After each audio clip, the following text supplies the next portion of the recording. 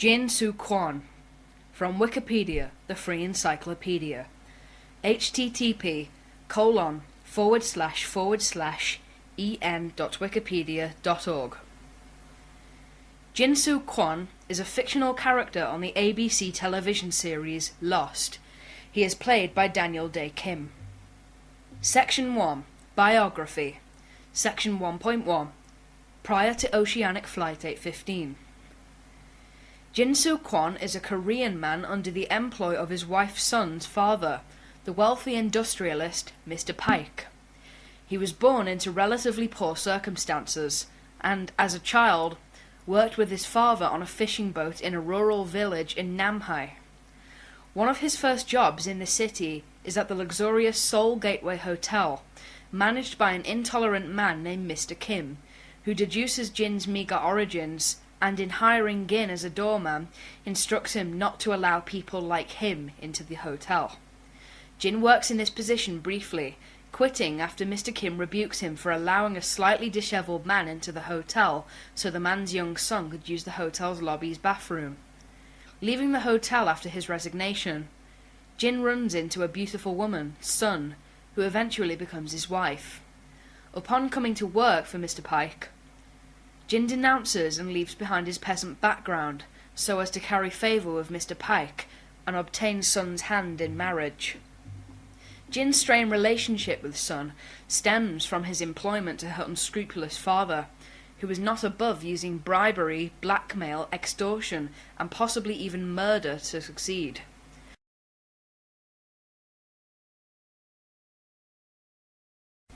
When Jin comes home one night with blood on his hands, Sun grows afraid of him and the kind of work she fears he is doing for her father.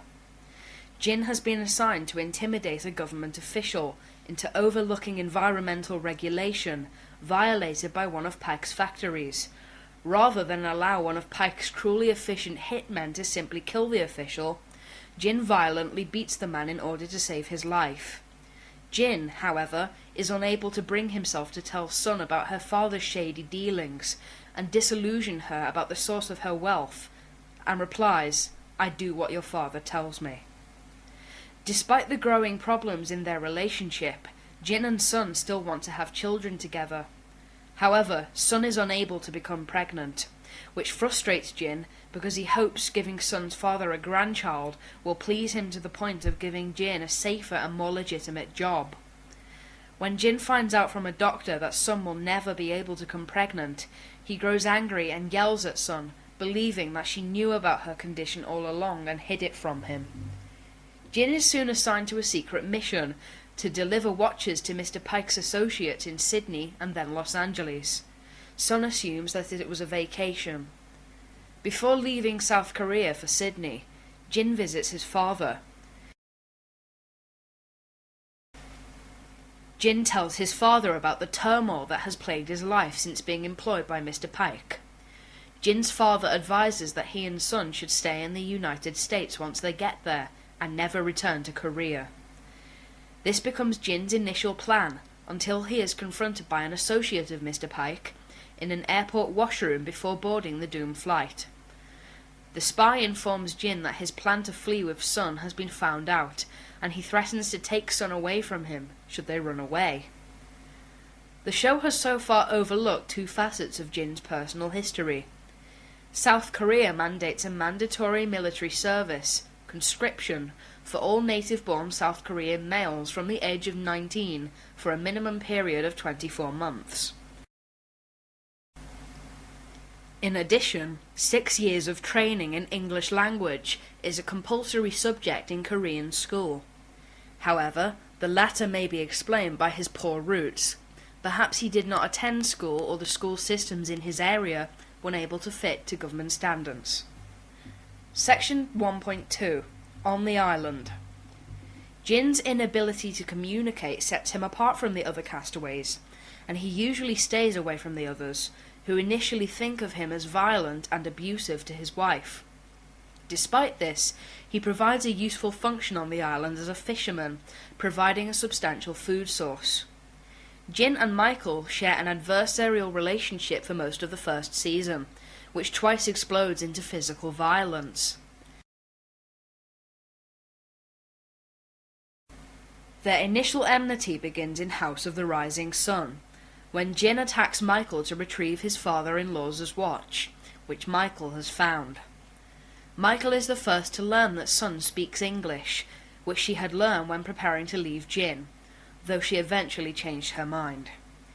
This discovery occurs because Sun wanted to explain to Michael why Jin had attacked him. Michael seems to form a mutual understanding with Jin by the end of that episode, but their tension later erupts in Translation, in which Michael attacks Jin for the alleged destruction of the raft he is building, not knowing that the raft was actually burned by Michael's son Walt, who does not want to leave the island. Having eventually set aside their issues, Jin aids Michael in constructing a new raft. The two set off on the raft together, along with Walt and fellow castaway Sawyer, and although their attempt to find shipping lanes fails, Michael and Jin have become good friends, with Jin looking after both him and Sawyer. Jin has a single handcuff on his left wrist for the first season. This dates from his assault on Michael, after which Jin is handcuffed to some records using handcuffs previously owned by the US Marshal, and presumably worn by Kate Austen during the flight and discarded by her in the jungle after the crash, where Walt Lloyd finds them. Michael frees Jin by cutting the chain with an axe, but with the key lost, Jin still wore the handcuff until the second season. The public revelation in Translation that Sun speaks English only further widens the gap between Jin and Sun, and they separate. The separation seems serious when Jin becomes part of the raft party that intends to leave the island, but before Jin leaves on the raft, he and Sun reconcile. She gives him a notebook that she has written, containing phonetic spellings, in Korean, of common English nautical words and phrases. For example, the first word that Jin comes across in the notebook is starboard. When Sawyer is shot by the men who kidnapped Walt and falls into the water, Jin jumps into the ocean to rescue him. He ends up washing ashore and is captured by the tail end survivors, or tailies, until he escapes only to find Michael and Sawyer, who have drifted back to the island on the raft's remnants. The tailies, who themselves have been attacked by the others, hold Jin, Sawyer and Michael in a makeshift prison, thinking them to be members of the others, until Michael convinces them that they are also survivors of Oceanic Flight 815. In one episode, Jin is shown speaking perfect English in Hurley's dream sequence. While searching for Michael in the jungle, Jin gets a close-up view of the mysterious others, but only their feet.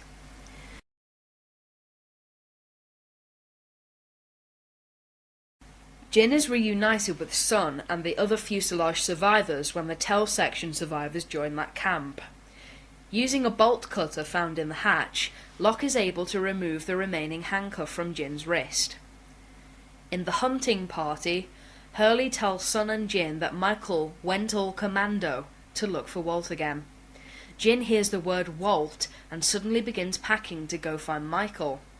Sun asks why he is packing, and he tells her that Michael is his friend, but Sun reminds him that she is his wife. Sun tells Jin that she did not like being told what to do for the past 4 years of their marriage, and was very worried when Jin was on the raft, and Jin decides to stay with her instead of risking danger. Sun is almost kidnapped during an apparent attack from the others in the long con, which causes Jin to become very protective of her. This causes a huge fight between them, and Jin ends up tearing apart Sun's garden. He feels guilty for what he did, and tells Sun that he is sorry and that he needs her because he does not understand what anyone is saying on the island. Sun reveals to Jin that she is pregnant, and that their doctor told her in private that Jin is actually the one who is sterile. He was afraid to tell this to Jin in person because he was an enforcer for Sun's father. Sun then promises Jin that she was never with another man, confirming that the baby is in fact Jin's. Jin believes that the pregnancy is a miracle. Saeed recruits Jin to steer Desmond's sailboat in Live Together Die Alone, but tells him, through Sun, they are using it to help Michael, not revealing that Jin's friend Michael is a traitor. Jin refuses to leave Sun behind, but Sun decides she will go with him and Saeed on the boat. Jin and Sun remained on the boat when Saeed went into the others' camp. and all three are on the boat as the white light caused by the activation of the failsafe mechanism in the hatch engulfs the island. Section 2. Trivia. Jin is notable in that he is the only major character who was unable to speak English before arriving on the island, although he does speak English in one dream sequence. By contrast, Korean-born actor Daniel Dae Kim was raised in Pennsylvania, and thus in reality speaks American English fluently, and Korean with an American accent. He is coached on set by a dialect coach and co-star Yoon-Jin Kim to speak Korean without the American accent. Statistics. First island appearance, Pilot Part 1. Final island appearance, N/A. Centric episodes, In Translation, Exodus Part 2, and Found. First flashback appearance, House of the Rising Sun.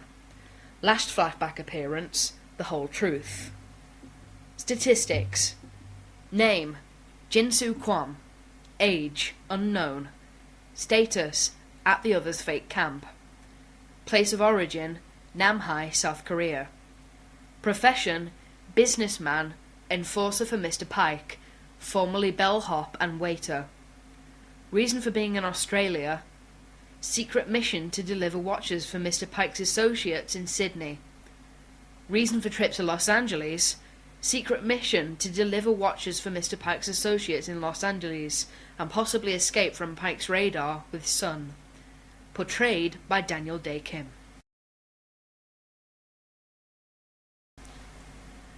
This sound file and all text in the article are licensed under the GNU Free Documentation License, available at www.gnu.org/copyleft/FDL.html.